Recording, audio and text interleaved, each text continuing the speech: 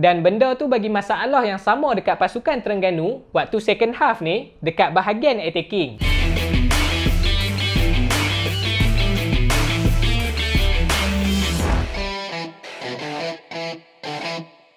Matchday ke-19, game di antara Terengganu dan pasukan Kedah. Antara game tumpuan lah untuk minggu ni. Yang mana kita boleh tengok perebutan di antara tempat kedua liga dan slot ke AFC untuk tahun depan. Dan game ni kita boleh kata satu game yang promising lah untuk pasukan Terengganu. Tapi result yang agak mengecewakan. So, aku tak mau buang masa banyak. Makan pundak lagi ni.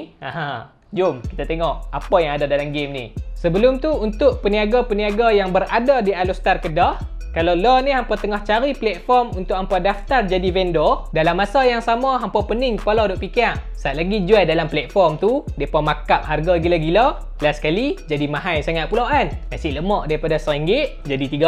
So dekat sini aku nak perkenalkan satu platform yang mana peniaga-peniaga tak payah risau. Harga makanan hampa kena markup untuk jual dekat dalam platform tu. Pembeli pun boleh dapat harga kedai walaupun beli melalui platform tu. Cumanya, mereka perlu bayar delivery charge. Platform yang aku maksudkan ni adalah platform yang diberi nama My Order. My, M-A-I, Order. O-D-A. Order tu. Platform ni akan launching dekat Alostar pada bulan September. Special. Kita bagi orang Alostar try dulu. Lepas pada tu, dia akan pergi kepada Pendang, SP, dan lain-lain lah. Apps My Order ni hampa boleh download dekat Google Play Store. Bagi peniaga yang berminat nak join ataupun nak tahu maklumat lebih lanjut, PBSK ada tinggalkan link dekat bawah. So, hampa boleh pergi klik lah dekat link tu. So, tunggu apa lagi? My Order. Okey, settle pasal app, kita sambung balik ulasan. Untuk record, bagi pasukan tuan rumah, sebenarnya boleh dikatakan record yang baik juga. Dalam 5 game yang lepas, mereka mencatatkan 3 kemenangan, 1 seri dan hanya 1 kekalahan. Dan untuk pasukan Kedah, tak kurang baik dia juga. Mereka pun mencatatkan 3 kemenangan, tapi 2 kekalahan. Kalau kita tengok daripada segi player, untuk kedua-dua pasukan ni, masing-masing hanya buat 1 pertukaran. Untuk pasukan Kedah, Coach Aidil buat pertukaran dekat bahagian tengah.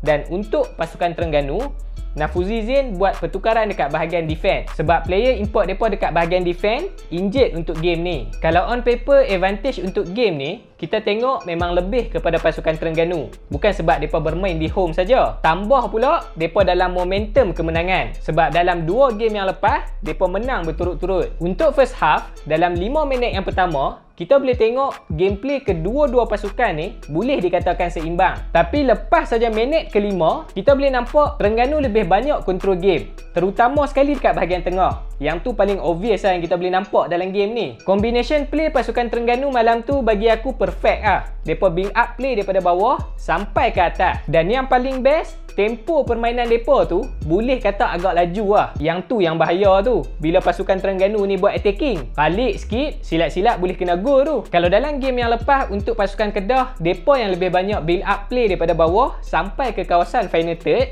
Tapi untuk game ni dia terbalik sikit. Pasukan Terengganu yang lebih banyak buat benda tu. Disebabkan pasukan Terengganu ni mereka lebih compact dekat bahagian tengah. Dan dalam masa yang sama, mereka tutup banyak ruang.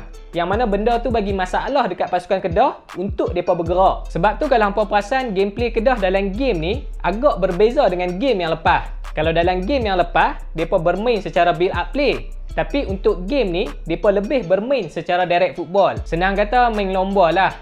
Yang tu hampa lagi faham kot. Sebab tu boleh nampak long pass lagi banyak daripada short pass dalam game ni untuk pasukan Kedah. Kalau hampa tak percaya, bukti dia, tengok first goal. Punca dia mula long pass daripada Renan dekat bahagian defense sampai ke Syazwan Zainon. Dan gol tu bagi aku kredit lah untuk Wan Kapet. Cutback yang cantik untuk keeper. Dan gol yang dicuri oleh Ataya. Perangai Ataya ni kalau dalam game orang panggil KS, Kill Steal.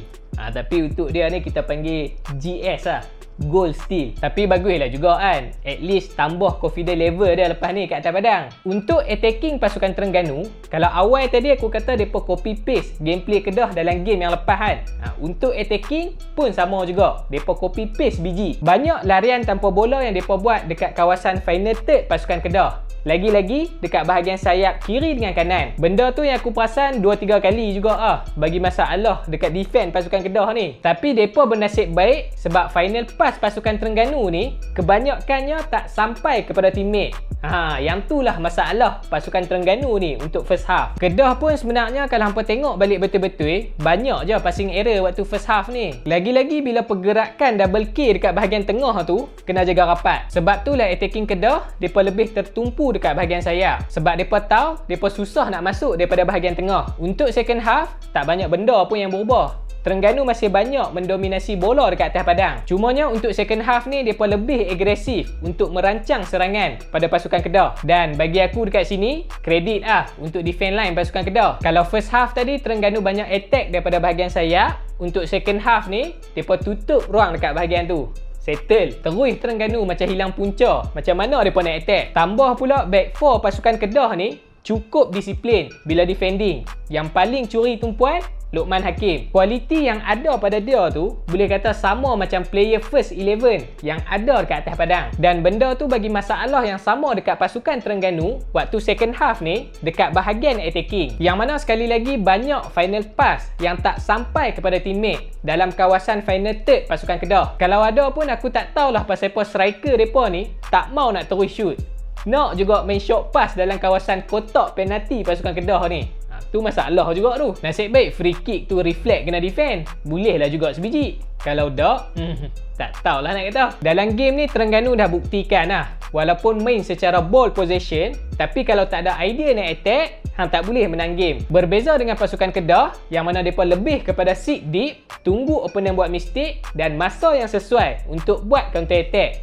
Dan hasil dia 2 gol malam tu lah. Mudah kata main defend dengan counter attack senang lah sikit hampa nak faham. Cuma bagi aku mungkin coach Nafuzi agak lambat buat masuk Hakimi dengan seorang lagi tu. Kalau buat masuk awal sikit, mungkin banyak benda yang mereka boleh buat. Ni dah masuk ujung-ujung, apa aja yang tinggal. Overall untuk game ni, bagi pasukan Terengganu, aku rasa lepas ni kalau mereka repair sikit dekat bahagian attacking, tak mustahil banyak gol yang mereka boleh buat. Main dah cantik dah. Paling dok pun panggil lah Jordan Mintah dekat Terengganu 2 tu. Dia tengah perform kot. Dan untuk pasukan Kedah, walaupun game ni tak secantik game yang lepas, tapi kalau dia ambil kira jadual yang padat dan kemenangan yang mereka dapat dalam game ni, kira halal tu. Kecewa kalau tak menang tu. Dan yang paling penting, aku looking forward untuk tengok Asnan tu lebih banyak minute play dia dekat atas padang. Sebab kita boleh nampak kualiti yang dia ada dalam 2 game sebelum ni. Rugi Terengganu lepas dia. Man of the match untuk pasukan Terengganu, aku pilih Muhammad Fauzi. Dan untuk pasukan Kedah, aku pilih Syazwan Zainal. So, bagi anda yang menonton ni, apakah komen anda? Hampa boleh tinggalkan dekat bawah. Jadi itu saja video untuk kali ni. Jangan lupa untuk subscribe channel ni. Dan kita jumpa lagi pada video yang akan datang.